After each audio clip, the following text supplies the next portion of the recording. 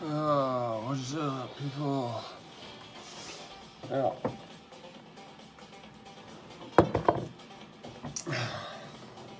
Let me start by saying I've never been the type of guy who counts the days. Of just about anything, really. I mean, I'm horrible with just managing time. Period. But I've never been, it's been this many days since I did heroin or since I drank alcohol or... I mean, stuff like AA that tries to ingrain that in you is programming you to become dependent on their bastardized version of the original AA protocol, which was to be done in partnership with LSD, which actually makes more sense when you look at it regarding the rules and the purpose they are intended to play. But I've smoked chonga DMT for at least 30 days. I would say more like 35, maybe even more than that. I smoked a couple bowls about an hour ago of my newest batch. More heavy on the MAOI. It's good stuff. Good stuff. Absolutely loving it. I found some really substantial and interesting benefits to it. Will I do it every day of my life? I don't think so. Why I started doing it was because I have a little thing called major depressive disorder, and I say this all the time because it's like a very big part of my life, right? See, the thing is, serotonergics like DMT, as well as an MAOI, which is a natural antidepressant, that is a classification of antidepressants, which was more commonly prescribed about 20-30 years ago. Now it's being essentially taken over by SSRIs, which do what? Release a tiny bit of serotonin from the 5-HT2 receptors. What psychedelics do is they release a lot of serotonin. And they actually will help with upkeep and generating it as opposed to just depleting a diminished supply. Depending on what you're doing, I won't say MDMA is going to do that for you. Look at me now. Do I look like my brain's full of serotonin? Can't credit MDMA with that. But I did every day as an antidepressant, essentially. It's very much like the same protocol as an antidepressant. Get up in the morning, do an hour workout, coffee, brush my teeth, coffee, eat, brush my teeth, DMT, shower. Interesting thing I found about this is, for one, most of those days was me using my old mixture, which was far more crude. It's essentially just Mullein, Blue Lotus, DMT, very strong DMT, and Syrian root, ground up Syrian root. Very effective. But you know what? With the last 10 days out of 30 days I was using that stuff, holy fuck. I got from twice as strong within like the beginning of that 10 days, and then to about 4 times as strong in the last 3 or 5 days, 3, 4, or 5 days, because the majority of that brown stuff was the Syrian root that just sunk to the bottom. Needless to say, I've made very professional batches since then with freebase Harmola, so again, those B-carbamines, and that's your MAOI for you, and of course the DMT and the Mullein Blue Lotus. Needless to say, last 10 days, breaking through every single time. But oddly enough, I had gotten so into the jig of doing this, like, and before I say this, like, I do not ever recommend people doing psychedelics to have like a routine or any sort of expectation for structure going into it. You're gonna have a bad time. Not well, it's not a promise. It's not a threat. It's not a promise. But it is a likelihood. I just, like to be as burdensome or free from burden as possible. Just feeling tied down to anything can, it can feel like you have your leg tied to a railroad track. That train's coming. But I just naturally, when I do it, since I was already in the jig of doing a morning routine, I would, even broken through and having entities downloading a shitload of information faster than I can process into my brain be going, okay, do I need to do more push-ups, maybe some more crunches, and maybe I should talk to this person today, that person today. I wonder if I should use the fluoride toothpaste to to deal with the decay on the bottom of my teeth. Like, I was really just kind of doing an inventory, like a mental inventory of what I still needed to do and what I could do better in my routine. And it was very helpful. And I felt like the first day, I'd say about the first 3-5 days, I felt the most optimistic I've ever felt in my life. And I've been on every goddamn SSRI. Couldn't enjoy those because they gave me seizures. I've been on, amitriptyline, tryptyline, those older generation antipsychotics, and I might get an afterglow from psychedelics, but it wasn't that fake kind of optimism, that bloated sense of everything is so fine and dandy and nothing wrong ever happens because my little capsules tell me so, that you see in people who take SSRIs. It's kind of a creepy optimism, an optimism that's like not grounded in reality at all.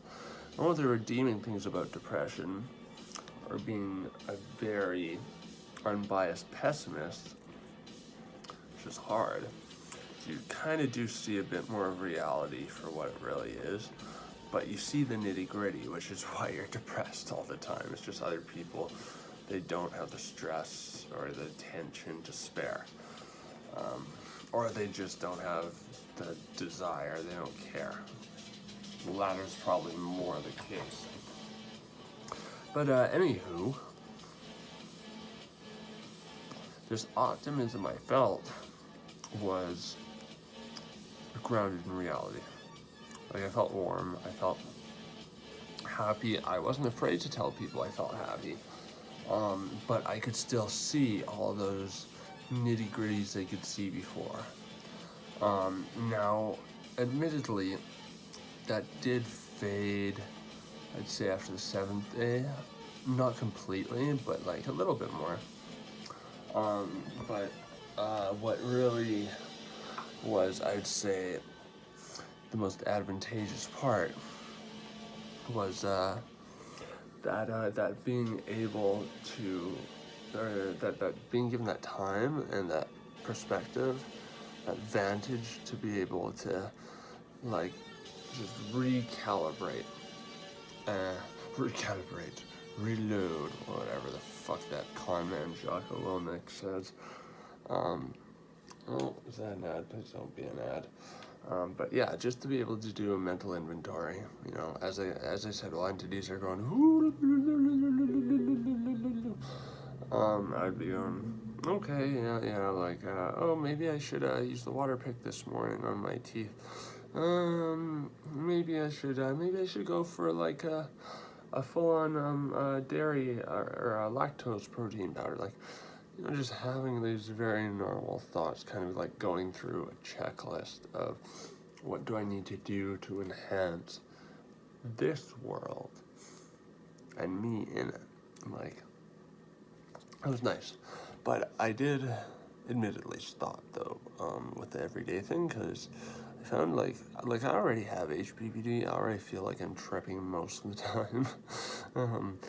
And I am stoned most of the time,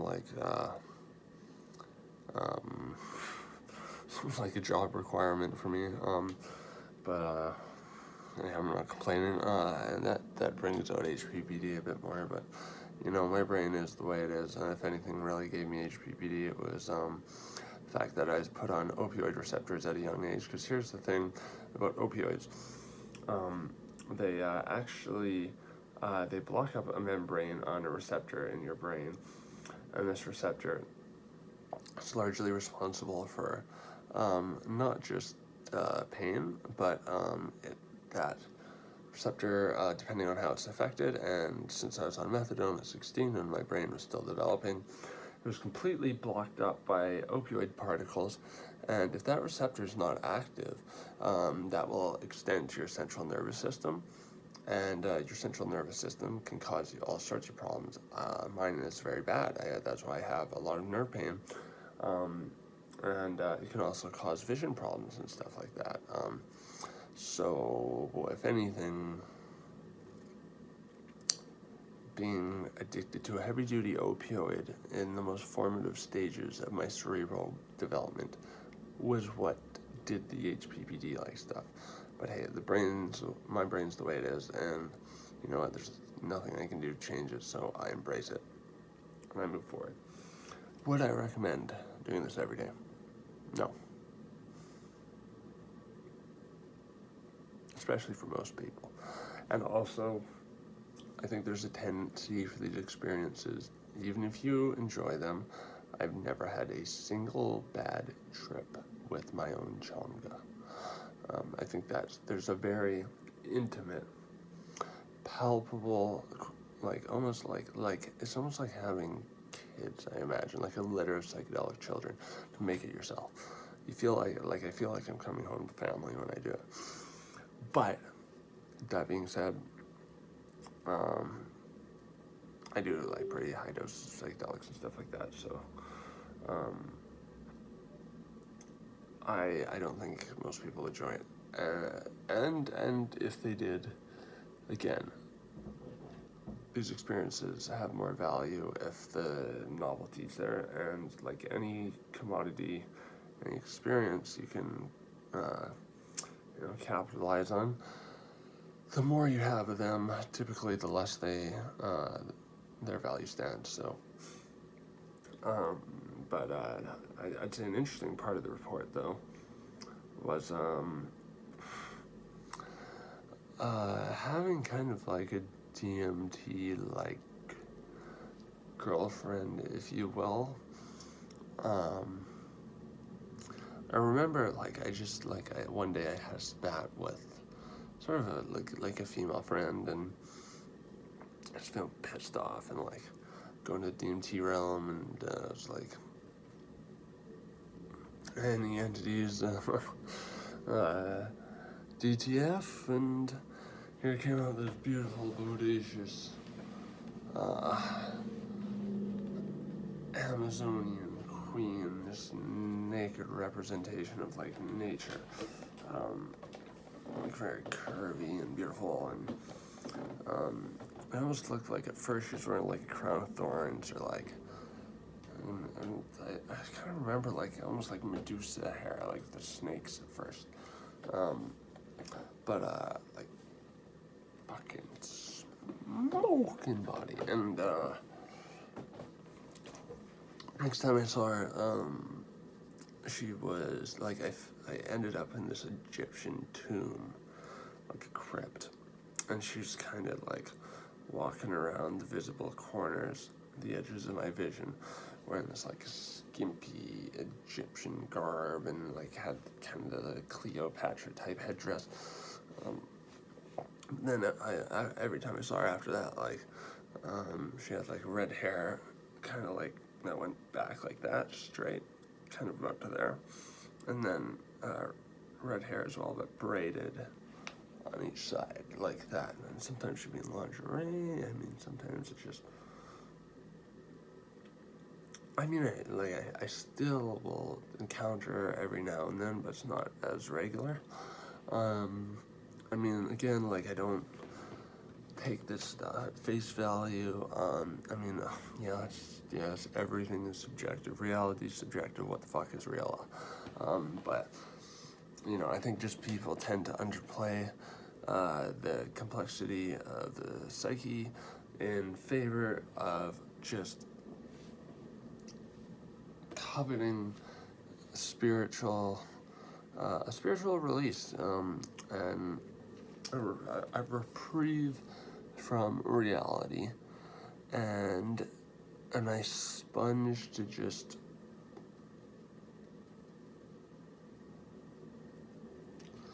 pad those little guilty blots off their conscience, you know. I think the human brain is capable of more than we can appreciate. So I'm not gonna, you know, a principle of mine is credit where credit's due. I'm not gonna hand that to something that could not exist, that hasn't earned it. Maybe the human psyche doesn't exist in this world, but it exists as far as I'm concerned. I appreciate it.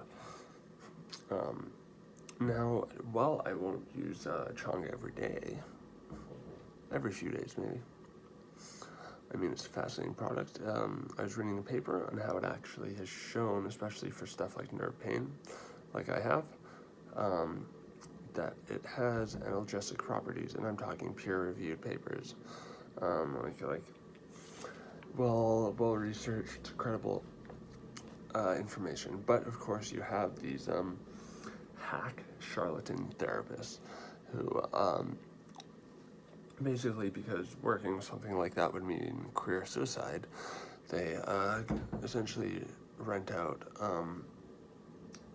just, you know, like discrete locations, and off the clock, very hush hush, will give it to people for, you know, thousands of dollars a dose. I think it's absurd, you know, and that's why I am getting my psychology license, so I can make stuff like this more available to the people who need it and who don't necessarily have the money, but any money they do have, they're desperate enough to spend because they want the agony to end. And trust me, I know the feeling, because that has been the story of most of my life up until recently. But anyways, I'll wrap that up here. Got something pretty cool to tell you guys in a bit, but yeah, sit tight. I'll hook you up. Hook me up. Give me a like-a-loo, a sub-a-soo, and a comment to get a discussion fucking going. Cheerio.